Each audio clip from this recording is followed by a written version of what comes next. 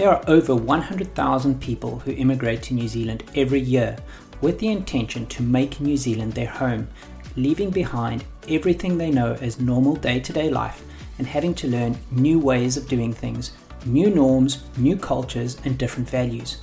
There are many people who struggle with this transition and find it challenging to adjust and settle, so they can call and make New Zealand their home. The purpose of this podcast is for me to share my journey and our challenges with the hope that you can learn from me and my family and have a softer landing. There will be good days and bad days, but with time, more good days. I believe we have made the right choice for our family and want to try and help you do the same, but hopefully with a softer landing. This is Soft Landing, and I am your host, Brett Corlett. Welcome to this podcast, designed for anyone thinking about preparing for or who has just immigrated to New Zealand. Subscribe now so you never miss an episode. Drawing from his personal experience, this series will guide you through the process of preparing for your move and helping you navigate the challenges of immigration. Hey everyone, welcome back. So today I wanted to share a little bit about the trade-offs of moving to New Zealand. So I know when we're all thinking about moving to New Zealand, we really deep dive into all the practical stuff around visas and pathways to residency and financial stuff and how-to guides and all that kind of stuff, enrolling the kids, looking for housing, all the practical stuff, which is all 100% valid. But one of the things that I wanted to share and that I've learned over the last 3 years of being here now is that there's more to it than just that. There's trade-offs and that, it's just different. It's things that aren't quite the same as what they were at home. And I want to go through those things and just share with you, because I think some of those things could be a deal breaker. You could get here and you could financially do really well. You could potentially have pathways to residency, be on the green list. So you can definitely make New Zealand your home and become a citizen. But with those trade-offs, is it worth it to you? Is it something that you would really want? And that's what I want to talk through so that you can really, hopefully, if you're listening to this before you've made the move, you can think about those sort of things over and above all the other stuff that you've got to look at practically and, financially, etc. You can think about these things too and see if these are ticking the right boxes as well and making it worthwhile for you. So I'll give you an example. One of the first things is New Zealand is really distance-wise, I say it tongue-in-cheek, but we're in the arse end of the world. We're literally on the other end of the world. We're on an island in the middle of nowhere, I call it. We're far away from the rest of Europe, not around the corner from America either, even Asia, Australia, whatever. Australia being the closest to us, it's a good 4-hour flight. So we're really not close to the rest of the world and other countries. So when you move here, one of the big things with that distance is family. So a big thing for me was you can't just get home quickly. Never mind the cost to be able to fly yourself and the rest of your family back to whichever country you come from, which is costly because we're far away from the rest of the world. Not to mention while I'm recording this, Trump is doing all these fun stuff in the Middle East and fuel prices are going up, means airfares are going up, etc. But in general, it's just expensive to fly from New Zealand to anywhere else in the rest of the world. So to get home to family it's not a quick thing. You really got to keep in mind that distance you're going to have between yourselves and your family. Now, maybe you'll think, that's awesome. I'm far away from a mother-in-law, or I'm far away from, my sister or brother or whoever drives you, or whichever family member drives you nuts. But I can tell you that after being away now for just over 3 years, you miss that family, There's times when you would really want to be able to not only just pick up a phone and talk to your family, but I want that hug, or I want that face-to-face coffee or chat or anything like that with my sister or my mom. I miss that. And especially when times get tough here, your kids get sick or you're sick and the kids are sick and things are tough at work. And you used to be able to just pick up a phone and ask for help. And your sister would be there, or your mother would be there, or whatever else. So you had family to support you.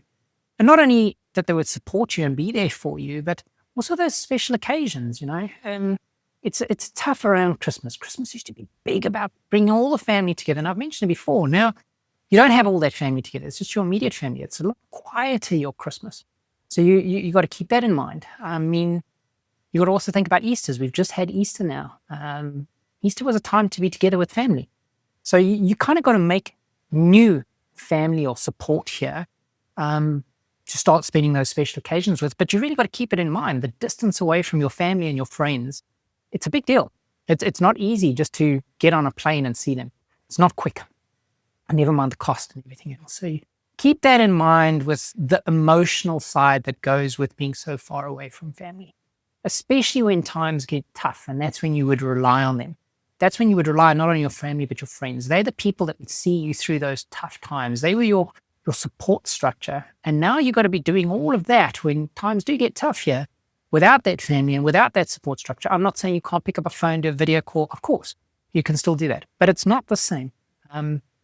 It is challenging, especially sometimes even when it does get tough, family would see you regularly and they would know when something's up and they would pick it up and talk to you and almost not force you to talk about it, but they would get it out of you and start helping you through it. Whereas here, it's easy just to ignore, So when times get tough, you just don't make that phone call. Just keep quiet and they'll assume everything's going okay. Vice versa, you don't even know if things are going on with them and if they're having tough times, because sometimes they may be too proud to tell you about it over the phone. So it's hard. That distance with family can be a tough one. So really keep that in mind if you're considering moving to New Zealand. That's one of the things. Another thing was the pace of life. Now, a lot of people talk about the pace of life here in New Zealand, and they say it's a slower pace. Now, that's a tough one for me because, I come from South Africa, and there is that saying about African time. So maybe, certain things in Africa, they just damn slow or they don't happen at all. So I'm still experiencing a lot of services here that it may not be quick, but definitely still happens. And some of them are way faster than was back in South Africa. So pace with regards to services, I don't know. The only one I can really highlight as a difference is medical. So in the medical field with doctors and specialists and everything like that, it is awesome here in New Zealand that they have a good health system, that public health system that functions, it works, and we can debate it because some people would say it's rotten, it's terrible, it doesn't work, whatever. At the end of the day, the government does fund and pay for your medical services here. You may wait a very long time for a lot of different services, especially specialists or operations or anything that needs to happen. And you can debate how that works, doesn't work, whatever else. But at the end of the day, they do pay for it and it does happen and you do get it for free. In a lot of other countries, you don't have that benefit from the government. And even if you do have the benefit from the government, sometimes it's falling apart and it genuinely doesn't work and you don't get the good care unless you have private medical. So back in South Africa that I compare it to is the public sector medical. It's rotten in South Africa. You go to a public hospital or anything like that, it's like you're playing with your life. You don't even know if you'll make it in public, in my opinion. So you needed private medical to be able to survive and have decent treatment in South Africa. But private medical in South Africa was really good. The turnaround times with doctors and specialists, I felt was really good. And I listened to my other podcasts. You'll hear my medical history. I've had cancer, all the rest of it. So I've been through the medical systems and been through a lot with a lot of specialists, a ton of specialists. And in South Africa, it was quick and on private. It worked really well, very efficient. Whereas here, even with the private medical here, yeah, it does push you ahead of the queue on a lot of things, but it's still very slow, very, very slow. And you also got to put it into perspective. We're in a country now in New Zealand where I think the population is under 6 million. We're like 5.5 million people in the entire country. I think in Australia, Sydney alone, there's like 5.5, 6 million people in Sydney, never mind the whole of Australia. You look at South Africa, the whole of South Africa has something like close to, 66 or 67 million people, close to 70 million people. It's a vast difference in the size of people, population, which means there's less specialists available. That's why we open our doors or our gates or whatever you want to call it to the rest of the world, meaning New Zealand, to try bring in those skills that we need because we don't have enough of those skills. And in the medical side, we can see that tenfold. We don't have enough doctors, nurses, specialists in a lot of different fields in the medical area. So never mind just the government support and the government health system and how it takes long to pay for things or get you referred or whatever else. It's a ripple effect because those specialists are just not available. We just don't have them here. So if we think of pace of life in that sort of way, services-wise, medical is definitely one that stands out for me. That's something you've got to keep in mind. It does work. Don't get me wrong. I've done a podcast on the health system as well, so go listen to it. And I rave about the health system and how people genuinely care here. They genuinely do. But it is slow if you're going through public. If you go through private, it is a bit faster. But even so, if there's no specialists available, there's still going to be a waiting list for them. So that's something to keep in mind on the pace of life. The other side to pace of life kind of leads into my next point around career, but starting on career is I found in South Africa, the work ethic of people, I was lucky enough to have a lot of flexibility, but you seem to work a little bit harder. So maybe the work-life balance, maybe it was because I was younger, maybe it was because I was more driven, I don't know. But the work-life balance was tough back in South Africa. But we did have the flexibility to own your time as long as you delivered and you got X done. So maybe I was lucky with the industry I was in, the companies that I was working back there, but the expectation was a lot and they expected a lot of you. And even as South Africans in my career back in South Africa, as much as they expect a lot from you, it was also not just specific to your job. You're expected to think a little bit more out the box and deliver even more. So you do a lot more. I find here they're very focused on what your skill set is, and that's all that's required from you. So you kind of like stay in your lane. But what they also find is they're not clock watchers as per se. And yes, there's flexibility, but most people that I work with, and again, maybe it's the industry I'm in, find a lot of people, they like do their Monday to Friday, 8:30 to 5, they have their hour lunch break, they don't do more than they need to. That's kind of where they stick to. So yeah, maybe that's what helps with getting the work-life balance. I don't know, but the pace, if we bring it back to pace in the work, it's like they slow at getting things done. They slow at making decisions sometimes.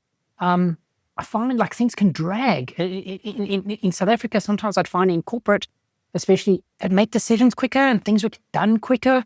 So we could pivot and, deal with things and grow quicker. I don't know. That's what I've found, that the work ethic was a faster pace. Here it's more laid back. Tomorrow's another day.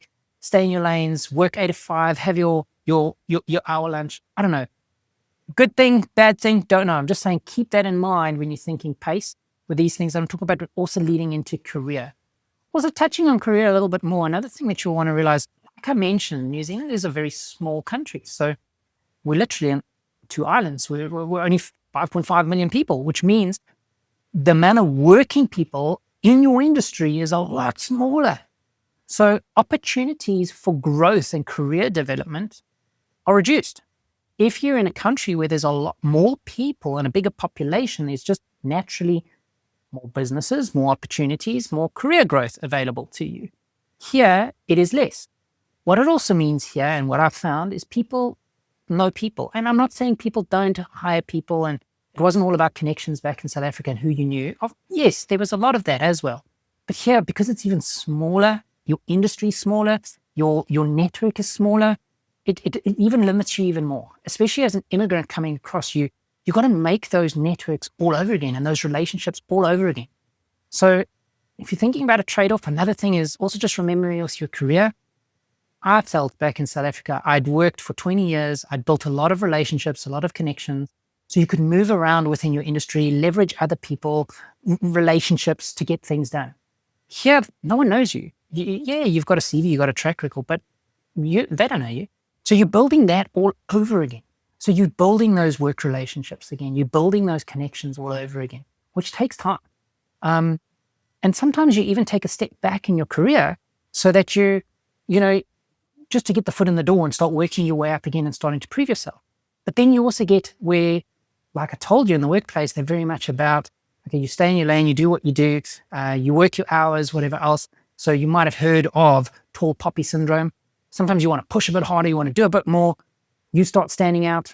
Other people don't like that as much.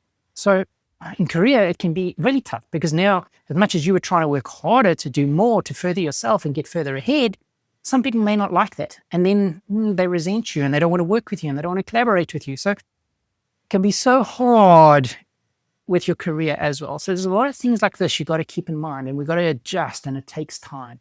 So these are some of the things you also got to think of as trade-offs. I'm not saying it can't change over time, but just know, from my experience, those are the things I've had to deal with in my career and the workspace. The other thing that it kind of leads now into is also cost of living. So you'll hear about it from a lot of people, and there's a lot of debates that, oh, the cost of living in New Zealand is through the roof. You can't live here. Salaries aren't enough. Don't come here. Go to Australia. Go somewhere else. Now, I'm not saying it's not high. It is high here, and it is in many other parts of the world. Also, like I mentioned, with Trump and what he's doing at the moment, at the time of this recording in the Middle East and everything like that, is making things even worse. So the cost of living is high here in New Zealand. It's not cheap to live here. Housing is astronomical, in my opinion, from what I'm used to. I think it's like 5 times, if not more, expensive to buy property here in New Zealand, especially in Auckland. It's even more. It's nuts. What we could get in South Africa versus here, it's like it boggles the mind. It really does. So property is definitely one of those, but food as well. But it kind of also boils down to take a step back and realize we're an island with 5.5 million people. The industry's small. We have to import a lot of stuff. We can't be self-sufficient in whatever. It costs money to bring all that stuff in. It's, because there's only so many jobs available at different levels and whatever else, it's going to be a little bit more difficult. So you've got to adjust and think differently. You've got to adjust your lifestyle, be prepared to do that.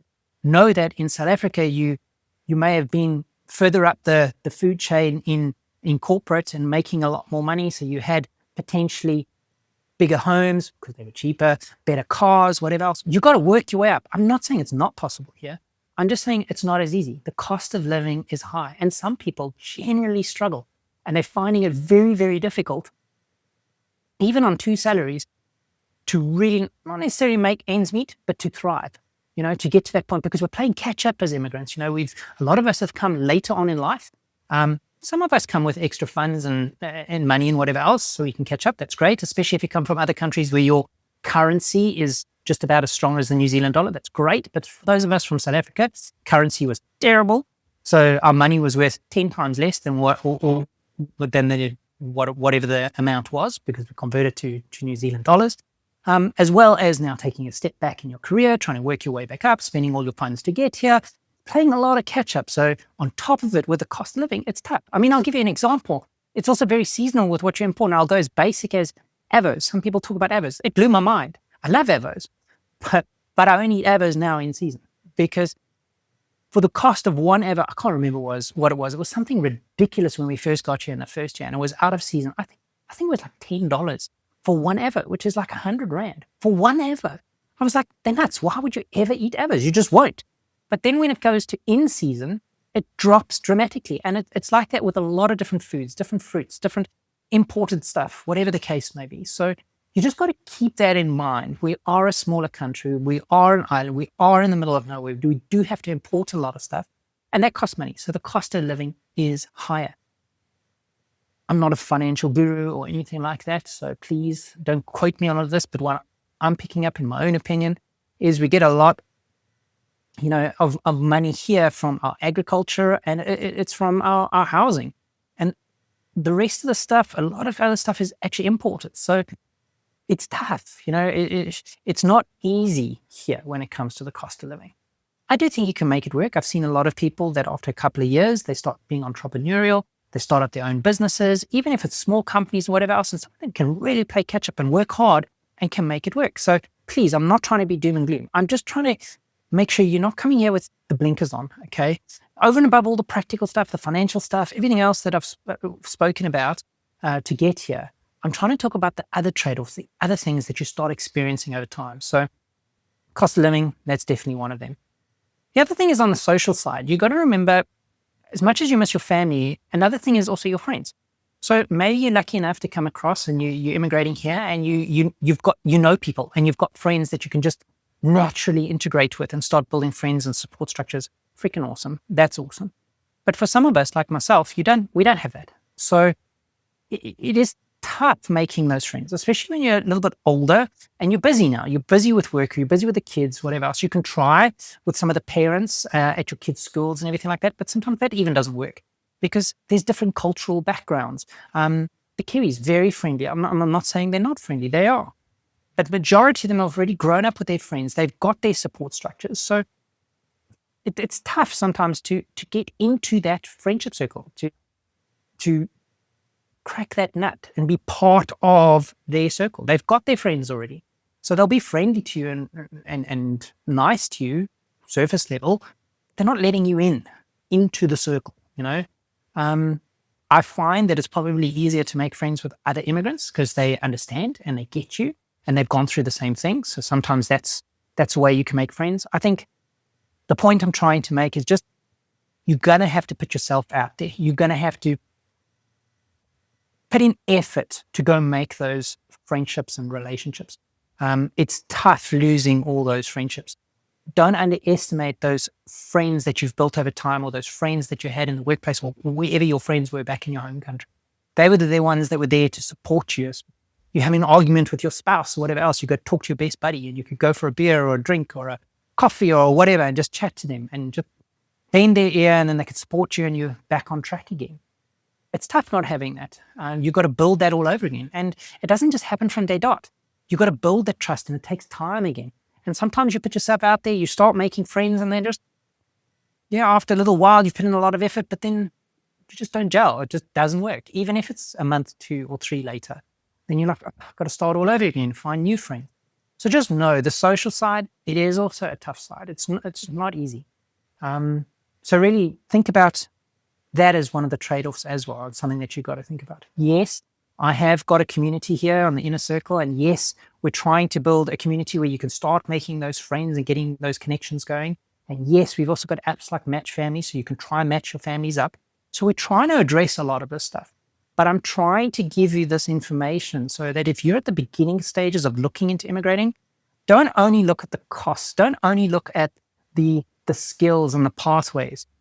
Also give a little bit of thought to the trade-offs. It's a beautiful country. I love it here. I really, really do. I believe it's the best thing we've done for our family and our kids. But it's still not the easiest, and it's not perfect. It does have problems, okay?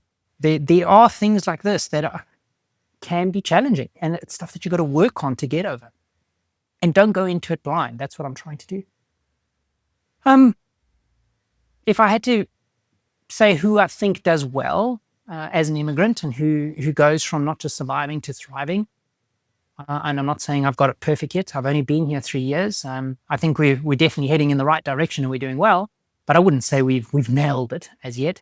But I'd say one of the big things is I see people that have done well and they're really thriving here.